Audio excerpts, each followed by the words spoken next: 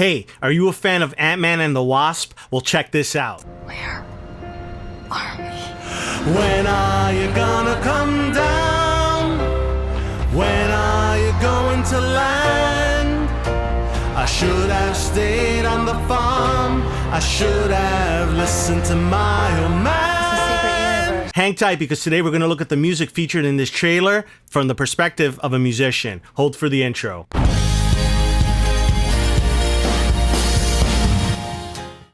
Hey, what's going on? I'm Jeron Music, independent artist based in the New York City area. Here on this channel, I do all things music, covers, originals, breakdowns, education, you name it. So hit the subscribe button, turn on the notification bell. You'll be the first to know when I put out new music content. All right, so let's get into it. Ant-Man and the Wasp. QUANTUMANIA. Are you as excited as I am? I'm a huge Marvel fan, comic book fan, but not a toxic fan. So if that's you, please exit right now. But here, it's all about good vibes, all things related to music. So I thought it'd be very cool to look at some of the music that's featured in this trailer. This is something that I started doing a while back on a short form piece of content with WandaVision, where I realized, wow, Marvel is really taking these old classic songs and incorporating them into their trailers, their films, their series. If you watched WandaVision season finale tonight, from those of us that haven't, listen up. Don't be a giant prick. Not everyone has seen the stream. And I think that's great. Me being a millennial, I'm familiar with a lot of this catalog, and I recognize that young population, Gen Z and below, are watching these movies, these series, these comic book films, and they may or may not be familiar with the music. So I think it's my responsibility as a music educator, producer, DJ, as you saw from the intro, to really expose you to some of this. Also, for me, it's really important to know why music is evoking certain emotions out of us. That is key. And I think it's important for you, the viewer, to know why the creators of these kinds of movies are choosing these certain types of music and songs to be placed in them. So without further ado, let's dig in. All right, so this is what I'm going to do. I'm going to play a little bit of the trailer, pause, add some commentary, things that I think will be of interest to you. So let's dig in. I used to ask myself a lot of questions. Scott, you're at X-Con. How are you an Avenger? That doesn't make sense. But everywhere I go, people tell me the same thing. Thank you, Spider-Man. That's funny. All right, I'm going to pause right there. So it's very important to get this established. Music that is synced to a visual, music and songs and sounds, okay? That is called sound design. That's very important. I did a video on Cobra Kai. I'll try to put the link here in the description, where I talked about the elements of sound design, because that series, hopefully you're a fan like I am, they do a really good job in incorporating a lot of classic songs, namely from the 80s, whether it's the original versions or sometimes a cover version, and then they have original composition that they've created for that show, also including the music from the original films of the Karate Kid series back in the 80s, some of that music that they kind of reinterpret as well. Think of it this way: when you walk into a forest, you hear the sound of the wind, the trees rustling.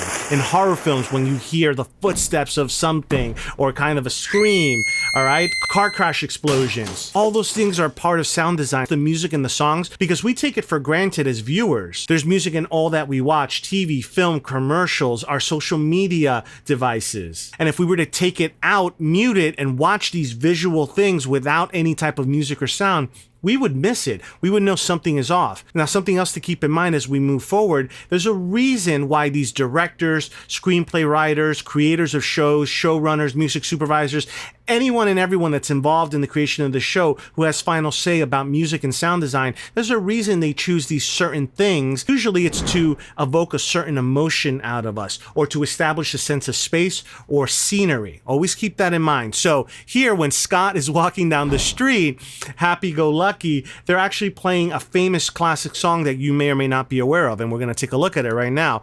It is actually called Goodbye Yellow Brick Road. It is a song that was written by Elton John, one of the most famous music artists of all time. Again, if you're not familiar with him, I encourage you to do a deep dive. So when Elton released this song back in the 70s, I would say maybe 1970, 71, it was off of the album of the same name, Goodbye Yellow Brick Road. It was written by him and his writing partner, Bernie Taupin, all right? So remember this, Elton John was the music artist, but the words and the music were written by him, Elton John, and Bernie Taupin. Bernie Taupin was his songwriting partner, kind of behind the scenes. He had great musical talent. He just didn't want to be out in the forefront the way Elton was. So he wrote the words to a lot of Elton's classic hits. And at the beginning of this trailer, you're not hearing any words because we have Scott Lang's voiceover. But I, being familiar with the song, immediately heard, oh wow, these are the chords to Goodbye Yellow Brick Road. And it goes like this.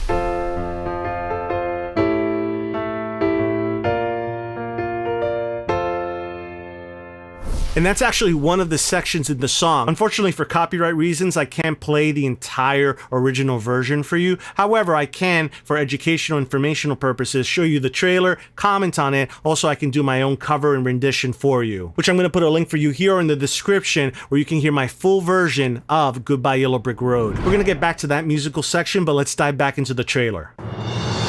People still need help, Dad. That's why we made this. Like a satellite for deep space, but quantum.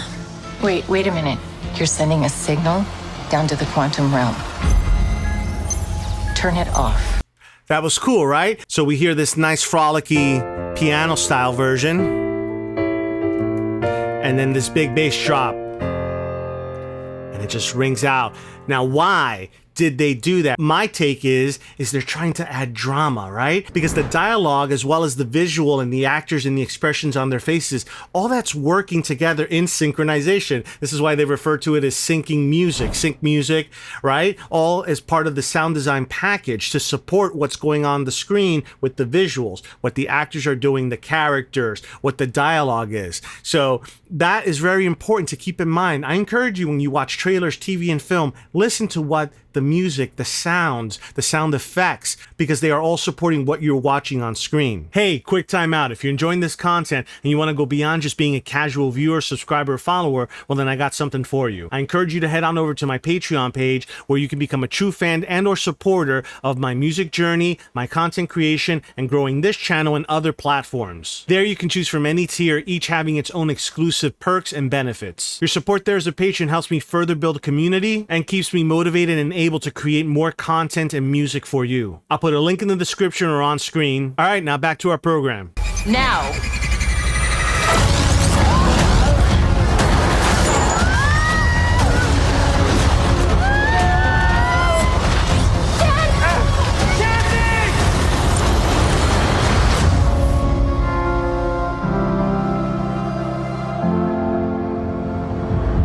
Ooh, that was good. So what they did there was very, very interesting. They started playing a little bit of the melodic motif of the Goodbye Yellow Brick Road. You heard this, those two notes in sequence.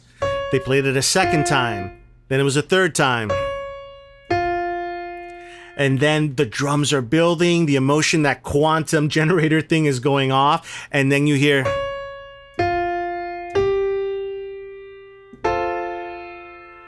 which is part of the melody of the song Goodbye Yellow Brick Road. They're teasing us with it, especially those of us that are familiar with the song. We're like, wait a minute, I know this, right? And I know the emotion that it usually evokes out of me because I'm familiar with the song and the lyrics, and now I'm hearing it in this Marvel trailer, so, oh, what's gonna happen? So it's a good juxtaposition of all that. Let's continue. Where are we?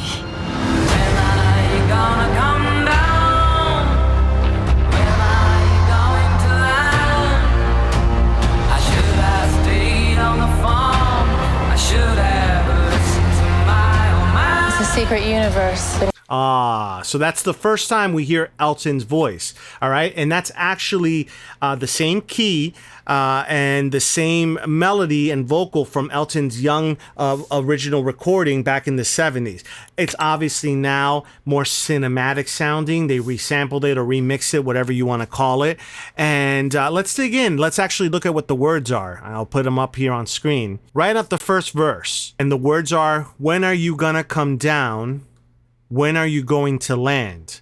I should have stayed on the farm, should have listened to my old man. All right. So we, as the viewer, dissecting this because I choose to, and for me, I find this stuff really cool. It's my music nerd side. Why they choose these things? Was it just because the melody of the song? Was it the lyrics? Because prior to that, there were no lyrics. It was just different elements. I think it's a mixture of all those things. When are you gonna come down? When are you going to land? I should have stayed on the farm. I should have listened to my old man. Now, hopefully, I have enough time to go through all the lyrics in the song, but again, if I don't, I encourage you to go listen to it. It is a wonderful song. Now, when it was written by Bernie Taupin and put together with him and Elton, I'm sure it had a different intention than what it is being used for here in the film, but that's the beauty about songwriting, right? When songwriters and music artists put songs out into the world, it means something to them at the time or the people that wrote the songs for them, but the artist, the singer, interprets it in their own way, and they put their own meaning onto it. And us as listeners, we might hear a certain song and we put on our own meaning to it and attach our own feelings. I'm sure there's songs that you listen to that have a special significance to you, but if we were to dig deep and find out why it was written and by who it was written and for what reason, it might be different than the feeling that you get out of it. And that's the beauty of music. It can be anything to anyone, and that's why it's the universal language. But from a complete literal standpoint, I really do think that the people in Marvel chose it because, again, familiarity, it's a classic song, but it sets that scene. When are you gonna come down? When are you going to land? All right, obviously they just made it to the quantum realm. They went through that quantum generator thing. So the lyrics match the imagery of when you're going to come down, when are you going to land. They're obviously kind of in like a moon landing of sorts. I should have stayed on the farm. I should have listened to my old man. For me, I should have stayed on the farm. I should have listened to my old man. It's probably like, talking to Cassie. She shouldn't have messed with that quantum generator thing. She should have listened to her old man, Scott Lang. Again, I'm just theorizing, and sometimes music and lyrics, though, shouldn't also be taken so literally. But I'm drawing a correlation between the reasoning why I think the Marvel people really chose this song for that trailer. What are you so afraid of? All right. A lot happened there in just those 3 or 5 seconds. So we went from hearing Elton's voice doing the beginning verse, then to these very, very agitated type haunting notes, all right? And they sound like this. We heard that a couple of times, right? Obviously, there's dialogue, there's sound effects, there's big drums, the kind of quantum sounds that are happening there. But taking those notes, because these 3 notes are part of that song, but they add, and so is this one, the first one. So they're taking some of those notes, creating this agitated melody, and that just adds more to the drama and the excitement for us, the listener. There's something I never told you. There's that thing. There's that, the 2 notes again, which we heard earlier right before they went into the quantum realm. Listen. There it is a second time, and it sounds almost like an electric guitar crossed with a synthesizer. Very modern music production. That's very cool. And it's just very effective. Just 2 notes. That's the second time we heard it. It isn't what you think. Third time. It goes up, and now Elton's voice.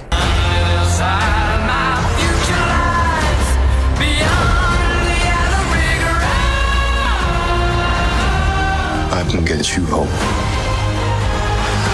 and give you more time if you help me. Oh man, that gave me goosebumps as a fan watching that, because that's really a good trailer. But also the way they're using the music, they're using this classic song. So let's dig back into it. I sang the beginning 4 lines of the first verse for you, and the second half of the first verse pretty much sounds the same. I'll just kind of go through it. Me forever, I didn't sign up with you. I'm not a present for your friends to open. This boy's too young to be singing the blues.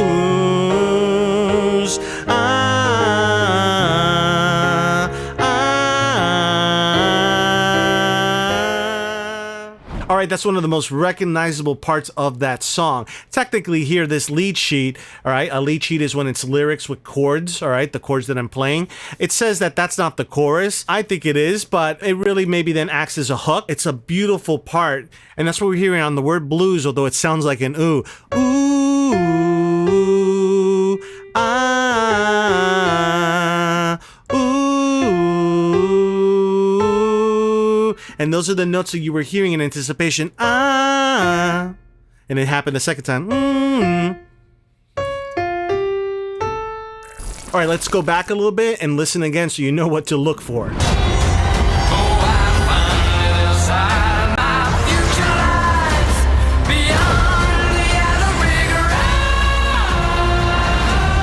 I can get you hope and give you more time. If you help me,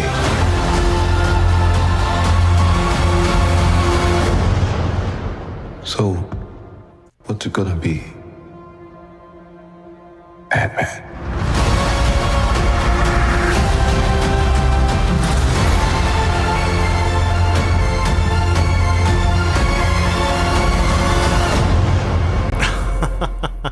Man, that is a great trailer. When I played it again, now you know what to look for. You know that those are the notes from Goodbye Yellow Brick Road. But then we hear that kind of really haunting, agitated ending real big, and I think that's a great way to take some of the original notes from the song and just kind of spin it a little bit and make it into a haunting, agitating thing.